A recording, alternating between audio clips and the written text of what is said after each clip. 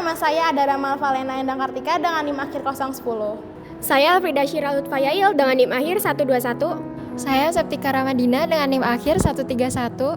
Perkenalkan, nama saya Najwa Sayanaskia dengan NIM 019. Perkenalkan, nama saya Maulana Zidan dengan NIM akhir 133. Perkenalkan, nama saya Nihla Nur Silvi dengan NIM akhir 132. Dan kita semua di sini sebagai presenter. Hai, perkenalkan nama aku Sastia Nabila Fitria dengan NIM akhir 012. Dengan aku Syafila Aisyah dengan NIM akhir 016. Nah, kita di sini sebagai konseptor. Perkenalkan, nama saya Rendra Subhanaulia dengan NIM akhir 122 sebagai pewawancara. Halo semuanya, perkenalkan nama saya Muhammad Alfa Frezi dengan NIM akhir 001 sebagai narator. Perkenalkan, nama saya Nazwa Nursifa dengan NIM akhir 015 sebagai editor. Oke, perkenalkan, nama saya Muhammad Fidel Jidan dengan NIM akhir 130 dengan posisi kameramen.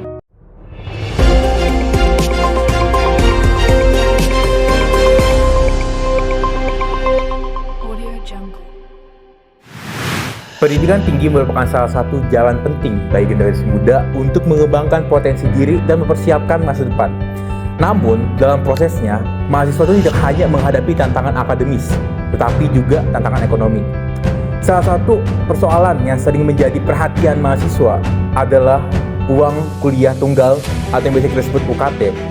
Bagi sebagian mahasiswa, pembayaran UKT dapat menjadi beban ketika besarannya tidak sesuai dengan kondisi ekonomi keluarga yang dihadapi.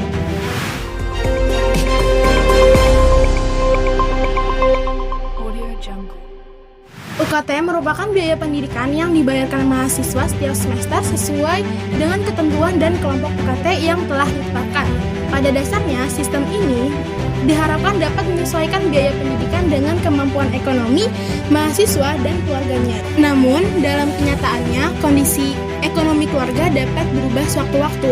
Pendapatan orang tua dapat menurun, pekerjaan dapat berubah, jumlah tanggungan keluarga dapat bertambah, atau munculnya kebutuhan mendesak lainnya.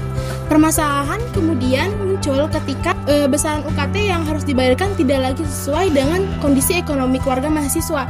Situasi ini dapat menimbulkan tekanan finansial dan mempengaruhi keberlangsungan pendidikan mahasiswa. Nilai uang kuliah tunggal atau UKT yang tinggi menjadi salah satu alasan dari 60.000 calon mahasiswa tidak mengikuti daftar ulang. Masalah UKT penting untuk dibahas karena akses terhadap pendidikan tinggi tidak hanya berkaitan dengan kesempatan untuk masuk perguruan tinggi, tetapi juga kemampuan mahasiswa untuk mempertahankan keberlangsungan studinya.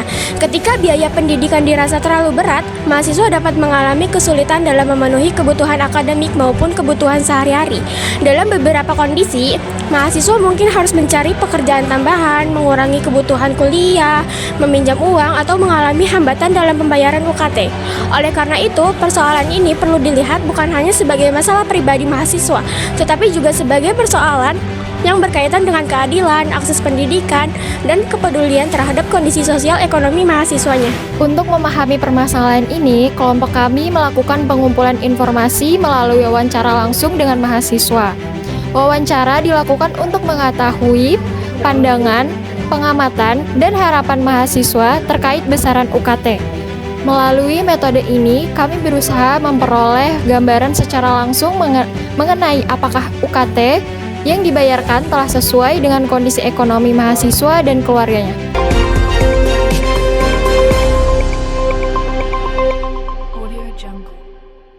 Baik, saya sekarang sudah bersama narasumber saya dengan perkenalkan, nama saya Marvanis. Saya merupakan mahasiswa sejarah sosial di Fakultas Ilmu Dakwah dan Ilmu Komunikasi di UIN Jakarta semester 2. Oke, bisa dipanggil Faris ya. Oke, baik Faris. Di sini saya akan menanyakan beberapa pertanyaan terkait tentang UKT mahasiswa UIN. Pertanyaan pertama, menurut Anda bagaimana besaran UKT yang berlaku bagi mahasiswa saat ini? Menurut saya tersendiri, kalau UKT yang saya dapatkan mungkin tahun lalu yang keuangannya itu saya rasa cukup berat karena saya berasal dari keluarga yang kalau bisa dibilang menengah ke bawah dan juga saya ditempatkan di golongan akhir. Gitu sih Mas Rebeka. Oke, lanjut ke pertanyaan kedua. Menurut Anda, apakah besaran UKT yang dibayarkan sudah sesuai kondisi ekonomi mahasiswa dan keluarganya? Atau belum? adil ya. Kalau kita lihat adil, sebenarnya adil itu tergantung perspektif kita. Mungkin dalam konteks ini universitas tuh bilangnya adil, tapi kalau yang saya rasakan itu ini sangat tidak adil, karena baik lagi dalam UKT Kansas tuh dia termasuk golongan yang paling tinggi di fakultasnya, dan juga menurut saya inilah cukup besar besarannya, fenomenalnya. betul. Saya merasa sekali. Selanjutnya, apakah Anda atau mahasiswa yang Anda kenal itu pernah mengalami kesulitan dalam membayar UKT?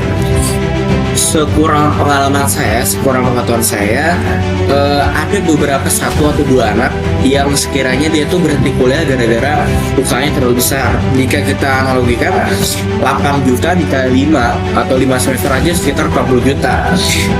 Kita bisa beli motor baru loh dengan hal itu. Mungkin cukup besar nominalnya gitu ya. Betul. Oke, selanjutnya, menurut Anda apa penyebab utama mahasiswa merasa terbebani oleh pembayaran UKT? Karena mungkin yang masuk di Universitas Islam Negeri Syarif Hidayatullah Jakarta ini bukan dari orang menengah ke atas, dan juga bisa kita pahami dalam indeks ekonomi, gak semua orang tuh punya kekuatan, punya power finansial yang sebesar itu, Mas Rendra. Apakah perubahan kondisi ekonomi keluarga seharusnya menjadi pertimbangan dalam penyesuaian besaran UKT mahasiswa, dan mengapa? Sebenarnya UIN ini kan bisa dibilang sebuah perguruan tinggi keagamaan Islam negeri yang notabene-nya pastinya ada embel-embel negeri di sana. Seharusnya lebih murah dong dari swasta, betul kan?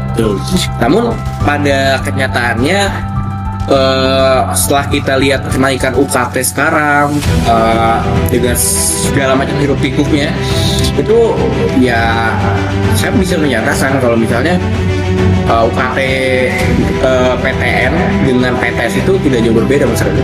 Jadi salah satu challenge juga sih itu masalah sekarang. Oke, selanjutnya, apakah menurut Anda informasi mengenai keringanan, terus penurunan dan penyelesaian UKT, apakah itu informasinya mudah dijangkau atau tidak? Menurut saya susah gampang, karena dulu sekurang pengetahuan saya itu ada kebijakan cicilan UKT, tapi semenjak tahun kemarin skema itu ditiadakan. Tetap bisa, tapi caranya prosesnya lebih ribet, karena mungkin kalau kita berdasarkan statistik sudah banyak yang menunggak atau segala macam, saya kurang tahu. Tapi ya kesimpulannya ini sih, Mas Rendra, kalau misalnya kita cari ya 50-50 antara ada dan tidak ada informasinya. Berdasarkan wawancara yang telah kami lakukan, dapat diketahui bahwa pandangan mahasiswa terhadap UKT itu cukup beragam. Sebagian mahasiswa mungkin menilai besaran UKT masih sesuai dengan kondisi ekonomi keluarganya. Namun, sebagian mahasiswa lainnya dapat merasa bahwa pembayaran UKT menjadi beban, terutama ketika kondisi ekonomi keluarganya mengalami perubahan. Dari hasil wawancara, kami melihat bahwa persoalan utama tidak hanya terletak pada besar atau kecilnya nominal UKT. Permasalahan juga dapat berkaitan dengan kesesuaian golongan UKT, perubahan kemampuan ekonomi keluarga, keterbukaan informasi, serta kemudahan mahasiswa dalam memperoleh akses terhadap mekanisme keringanan atau penyesuaian UKT. Hal ini menunjukkan bahwa sistem pembayaran UKT perlu memperhatikan kondisi nyata mahasiswa secara berkelanjutan, karena kondisi ekonomi keluarga tidak selalu tetap dari awal masuk kuliah hingga mahasiswa menyelesaikan pendidikannya.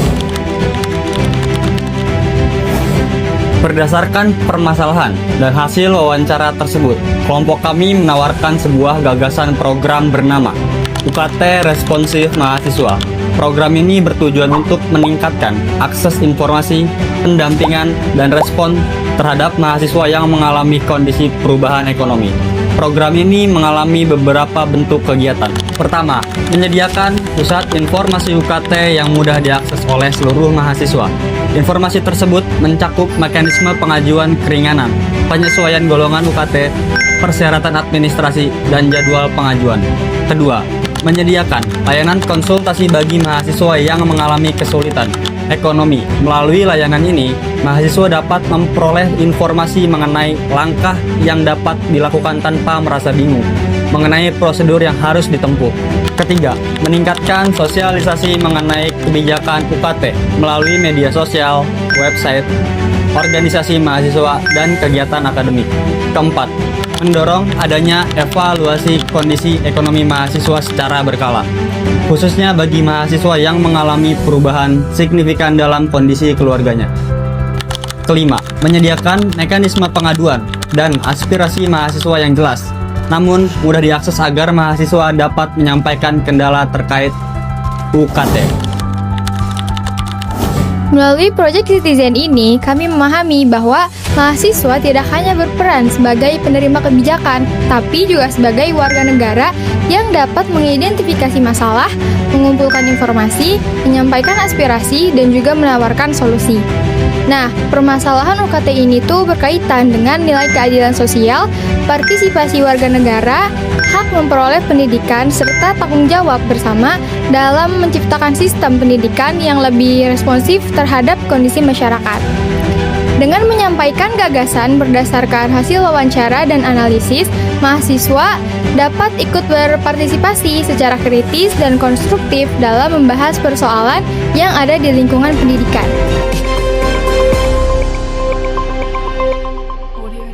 UKT bukan hanya tentang angka yang dibayarkan setiap semester.